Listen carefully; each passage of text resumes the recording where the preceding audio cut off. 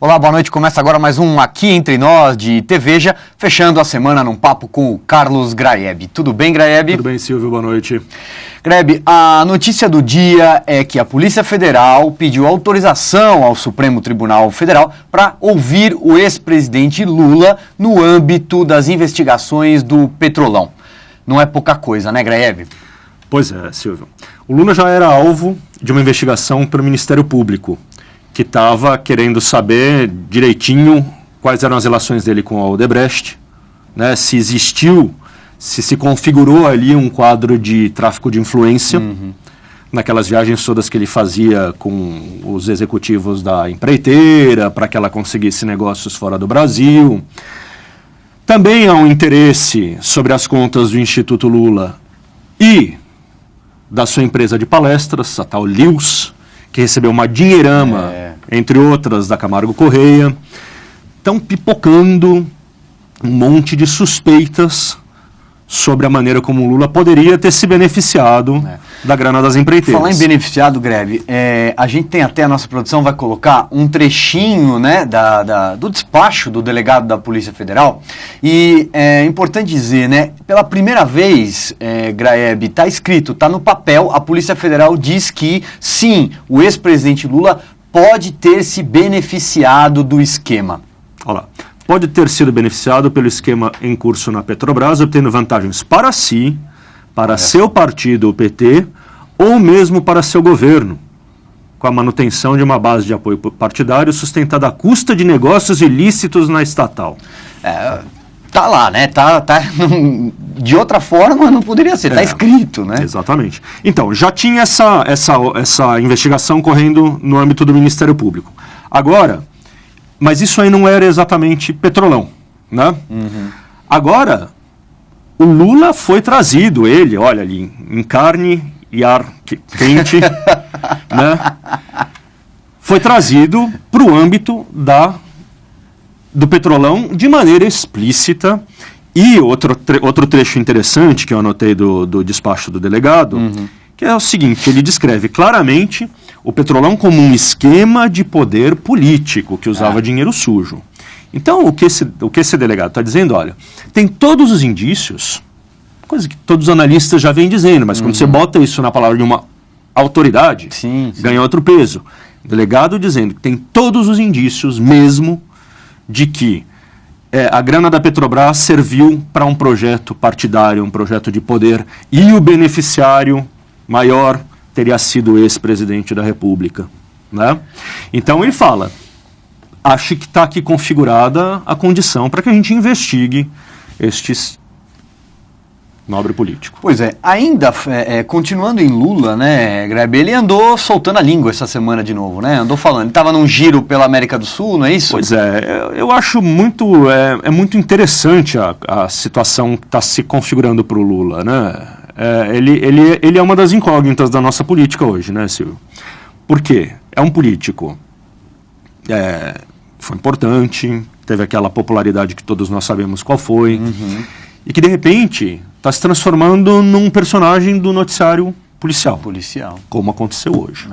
Né? O presidente mais popular da história do país virou personagem. Aliás, hoje nós podemos dizer que oficialmente ele faz parte do noticiário policial. Vamos pedir para a nossa produção colocar mais uma vez, é importante mostrar esse relatório da Polícia Federal, né? Porque oficialmente o Lula não poderia ser mais didático o documento, né?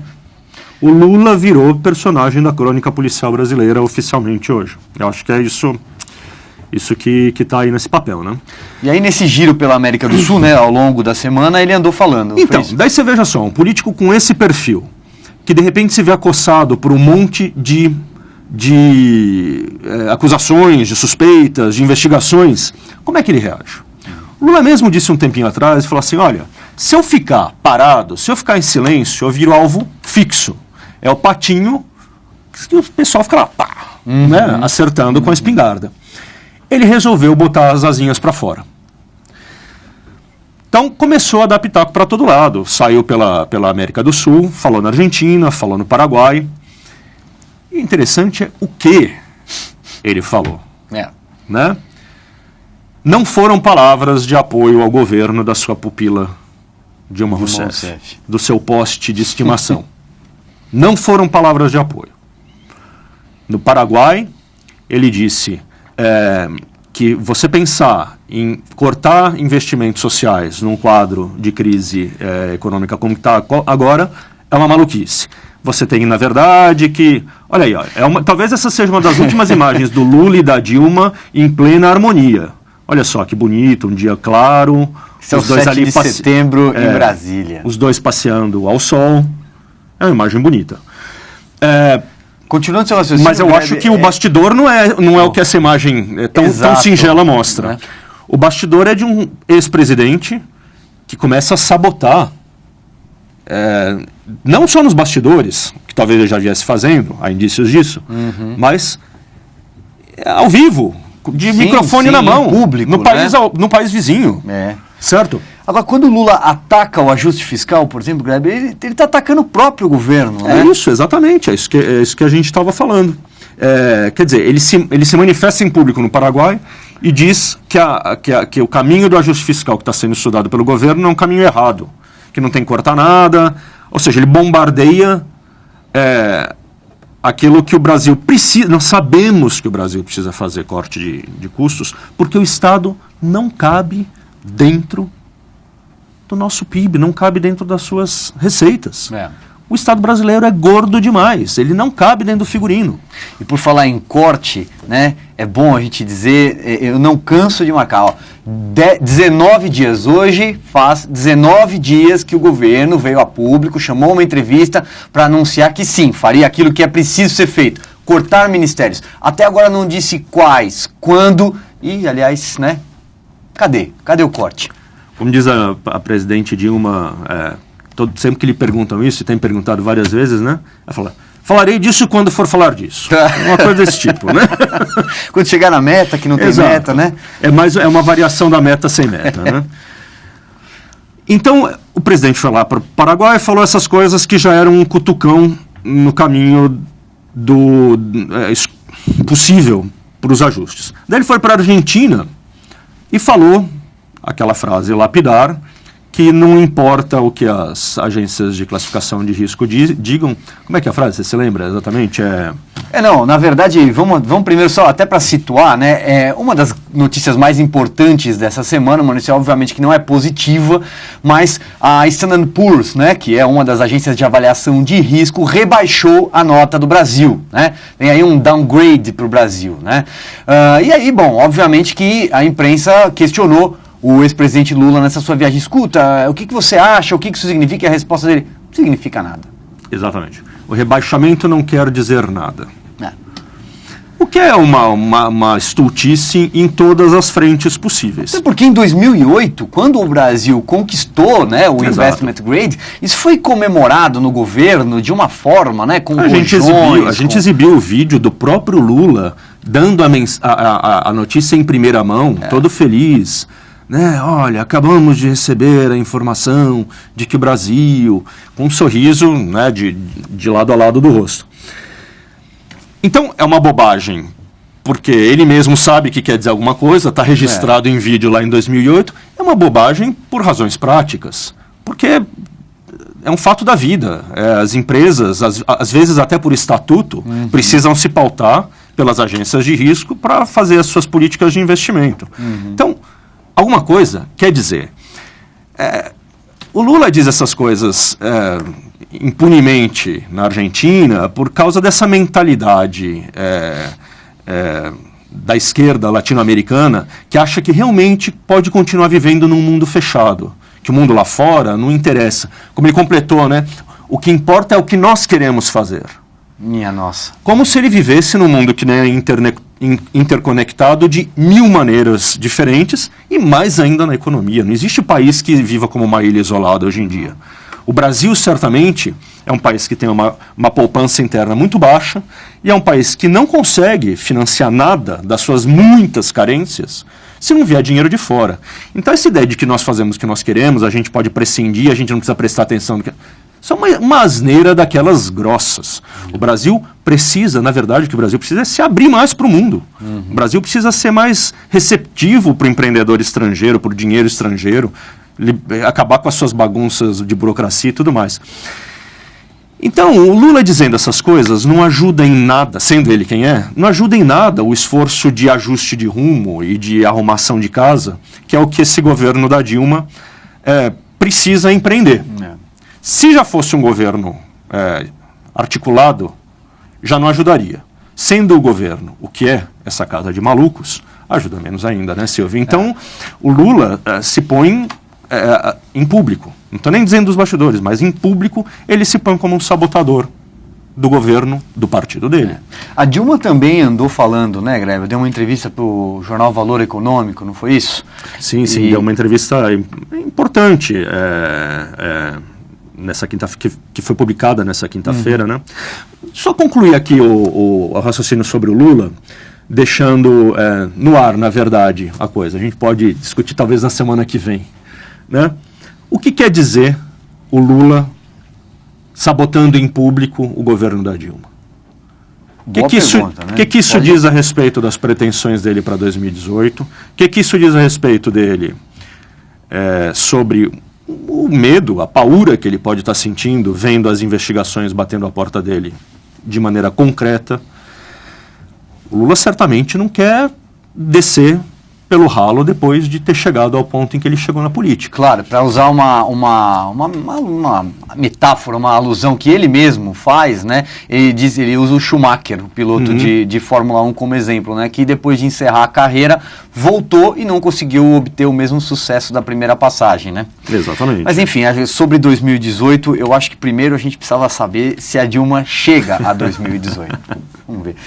Bom, comentar rapidamente a entrevista da Dilma. Ao jornal Valor Econômico. Né? Exatamente. Uma entrevista importante do momento. E sobre o Lula, eu acho que é bonitinho. Eu vou destacar alguns trechos da entrevista, né? Porque a Dilma insiste, ao contrário do Lula, insiste em dizer coisas boas a respeito dele toda vez que ela aparece em público, né? Em homenagem a eles, enquanto você fala, nossa produção vai colocar aquela foto de novo. Isso, a foto dos dois tão alegres sob o sol de Brasília. Olha lá. Passa a vida inteira querendo que eu brigasse com Lula. Depois que virei presidente, é o tempo inteiro. Antes não, era impossível, porque eu vivia aqui e era bastante discreto, aqui em Brasília, né? Eu entendo o que o Lula pensa. Dois seres humanos nunca concordarão em tudo, mas o Lula é uma das pessoas com quem eu mais concordo na vida. É legal você ver o Lula discordando dela em público e a Dilma. Eu já cometi esse ato falho mais de uma vez, a Lula. E a Dilma no mesmo dia dizendo que a concordância entre eles é absoluta. Afinal, é concordância ou não é discordância? Alguém aí está mentindo. Alguém não está sendo honesto com os seus sentimentos, Silvio. Tem um cheiro de intriga palaciana aí nessa história toda, né? Tem, com certeza. De traição, de gente que não está se dando bem. Eu gosto também de um outro trecho da entrevista, que é um trecho em que a Dilma se entrega. Ela se entrega à razão, meio que sem querer. Ela diz assim, quais são as 3 formas de você estabilizar a dívida pública? Primeiro, crescimento econômico. Segundo, juros menores sobre a dívida, incidência do juros sobre a dívida. Terceiro, a administração fiscal. Nós não controlamos nem a primeira nem a segunda, ou seja, nem o crescimento econômico, nem a incidência do juro. Só controlamos a terceira, a administração fiscal. Só podemos atuar ali. O que estou Pela primeira vez, a Dilma disse que o governo não consegue criar crescimento econômico, que foi o que ela passou os 4 anos do primeiro mandato fazendo, com aqueles subsídios, com aquelas interferências que levaram a inflação lá para cima, com aquela dinheirama do BNDES despejada em... Pela primeira vez, ela reconheceu aqui, quase que nas entrelinhas da entrevista, que o governo não consegue criar do nada, num passe de mágica, crescimento econômico. Ou seja, o que ela disse é que tudo que ela fez no primeiro mandato dela era uma idiotice. Ela reconheceu que nós não conseguimos controlar o crescimento econômico, que foi tudo que ela tentou fazer no primeiro mandato. Eu diria que foi um lapso de sinceridade. Foi um lapso de sinceridade, um lapso de racionalidade econômica. O que ela disse? Nós só conseguimos controlar a terceira variável, que é a administração fiscal, ou seja, os cortes do governo, os gastos do governo. Essa frase aqui é incrível, Silvio. É incrível, porque ela, em 10 linhas, ela jogou no lixo o primeiro mandato dela, disse que nada do que ela fez lá fazia sentido, e disse que tudo que ela precisava fazer era controlar os gastos do governo. Que é o que todo mundo, para usar a palavra que os petistas usam de maneira pejorativa, né, os heterodoxos, vêm dizendo há tanto tempo. Olha para o lado dos gastos, olha para o lado controla os gastos do governo. São as 10 linhas mais reveladoras que essa presidente já disse. A verdade, né, Grebe, é que esse governo chama coletiva, esse governo anuncia, enrola, mas cortar gasto, que é bom, nada, né? O jornal Globo deu uma boa manchete hoje, que a resposta ao rebaixamento foi nada, né? Lero-lero. Nada de ações práticas, né? Excelente. Muito lero-lero e nada de ações práticas. Disse-se muito ontem que hoje haveria anúncio de cortes administrativos, talvez até a indicação dos primeiros ministérios que seriam cortados. Está acabando o dia e silêncio sepulcral no Planalto. Então é um governo que realmente não consegue passar da retórica para a ação. E o Levi, o ministro da Fazenda Joaquim Levi, disse também uma frase reveladora ontem, numa entrevista coletiva. Ele disse: nós sabemos que o mercado não reage a palavras, ele só reage a ações. Então, enquanto o governo não fizer alguma coisa, ao invés de só ficar jogando palavras ao léu, as chances da gente sair do brejo não existem. Muito bem, Graeb. Mais uma vez, infelizmente, a gente encerra o Aqui Entre Nós com notícias não tão agradáveis para o nosso telespectador. É a nossa sina nessas sextas-feiras, Silvio. Pois é, mas aproveite seu final de semana. O Aqui Entre Nós termina aqui, a programação de TV já continua. Até mais.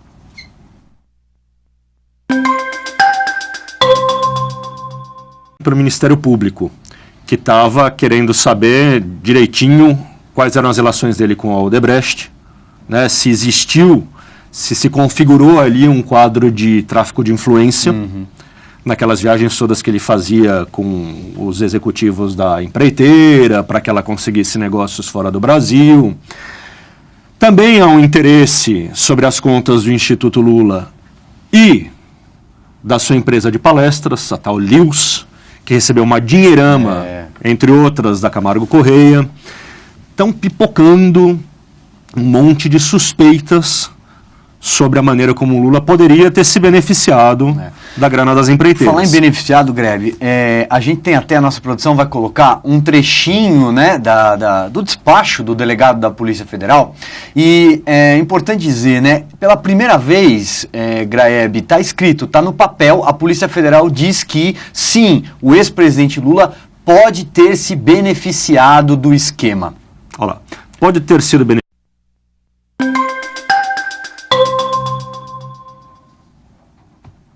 Olá, boa noite. Começa agora mais um Aqui Entre Nós de TVja, fechando a semana num papo com o Carlos Graeb. Tudo bem, Graeb? Tudo bem, Silvio. Boa noite. Graeb, a notícia do dia é que a Polícia Federal pediu autorização ao Supremo Tribunal Federal para ouvir o ex-presidente Lula no âmbito das investigações do Petrolão. Não é pouca coisa, né, Graeb? Pois é, Silvio.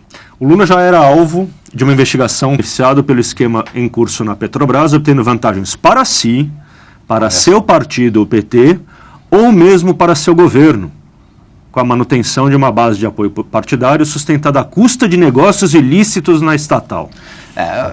Tá lá, né? De outra forma não poderia ser, tá escrito, né? Exatamente. Então, já tinha essa investigação correndo no âmbito do Ministério Público. Agora, mas isso aí não era exatamente Petrolão, né? Agora, o Lula foi trazido, ele, olha ali, em carne e ar quente, né? Foi trazido para o âmbito do Petrolão de maneira explícita E outro trecho interessante que eu anotei do despacho do delegado, que é o seguinte, ele descreve claramente o Petrolão como um esquema de poder político que usava dinheiro sujo. Então, o que esse delegado está dizendo, olha, tem todos os indícios, coisa que todos os analistas já vêm dizendo, mas quando você bota